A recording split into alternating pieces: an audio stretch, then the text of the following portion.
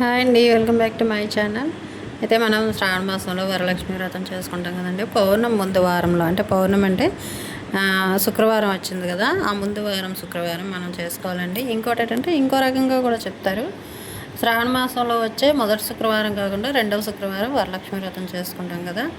ఎప్పుడు కూడా మనం అలాగే చేసుకుంటామండి. ఎవరు కూడా అంటే ఎవరైనా వీలు కాకపోతే ముందు వారం చేసుకుంటారు, లేదంటే మూడో వారం చేసుకుంటారు.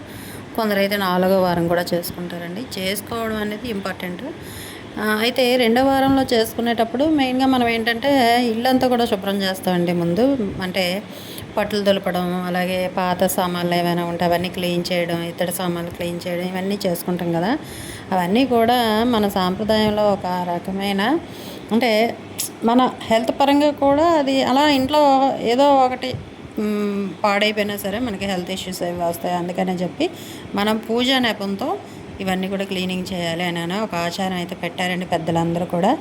అయితే మనం అది ఇప్పటికీ కూడా ఫాలో అవుతుంటారు, అందరూ కూడా ఫాలో అవుతారండి. ఎవరు కూడా వదిలేరు.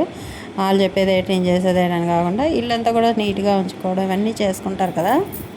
అయితే నేను ఈరోజు శ్రావణ శుక్రవారం అమ్మవారికి అయితే మాత్రం నేను నైవేద్యాలు అయితే నా ఓపుకున్నంత వరకు కూడా నేనైతే చేశానండి. పులిహోర చేశాను, దద్దోజనం చేశాను, అలాగే పరమాన్నం చేశానండి.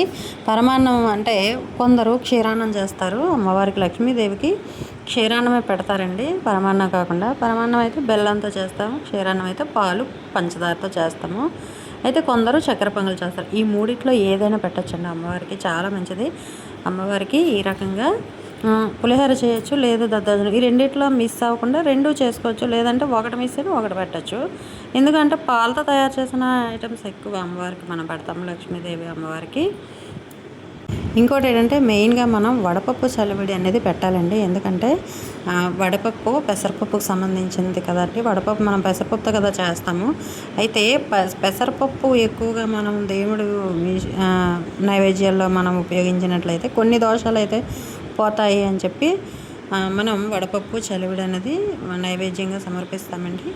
అలాగే కొబ్బరికాయ అరటిపళ్ళు కామన్గా ఉంటాయి. ఇంకొకటి ఏంటంటే మనం తాంబూలం పెడతామండి. తాంబూలం పెట్టినప్పుడు కూడా అమ్మవారికి ఇన్ని ఆకులు అని లెక్క కూడా ఉంటుంది. అలాగే తాంబూలం ఇచ్చేటప్పుడు కూడా 3 ఆకులు పెట్టచ్చు, లేదంటే అంటే సరి సంఖ్య కాకుండా బేసి సంఖ్యలో పెట్టాలండి. 3 కానీ 5 కానీ పెట్టచ్చు. అమ్మవారికి మనం తాంబూలం పెట్టేటప్పుడు 2 ఆకులు పెడతాము. అలాగే అరటిపళ్ళు, చెక్క అనేది కూడా పెడతామండి. చెక్క అనేది ఇంపార్టెంట్. తాంబూలంలో ఆకు చెక్క అని అంటాము. అయితే మనం తాంబూలం దంపతులు కూడా ఇవ్వచ్చండి. లేదు అంటే దంపతుల్లో ఒకవేళ మనకి దొరకకపోయారంటే ముత్తైదువుని ఎవరినో ఒకరిని పిలిచి తాంబూలం అయితే ఇస్తాం కదా.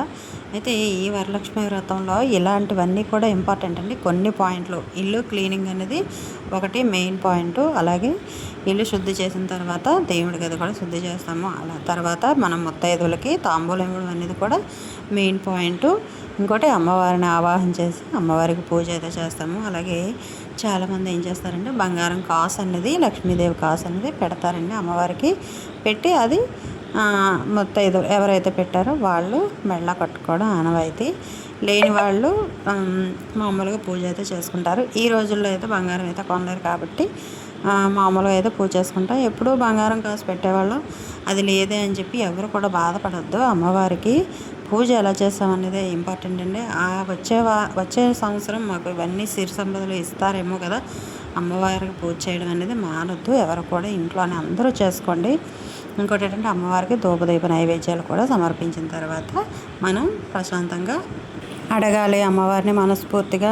మళ్ళీ వచ్చే సంవత్సరం కూడా ఇదే రకంగా నేను పూజ చేసుకోవాలి, తల్లి అనుగ్రహించు అని చెప్పి అమ్మవారికి అయితే మనం మంచి మనసుతో భక్తి శ్రద్ధలతో అమ్మవారి ముందు మోకరిల్లాలి. ఇలా చేయడం వల్ల ఏంటంటే అమ్మవారి ఆశీస్సులు మనకి ఖచ్చితంగా లభిస్తాయి. అలాగే వీడియో నచ్చిందని అనుకుంటున్నాను.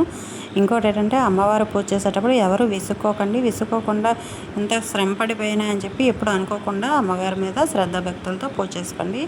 వీడియో నచ్చితే లైక్ చేయండి.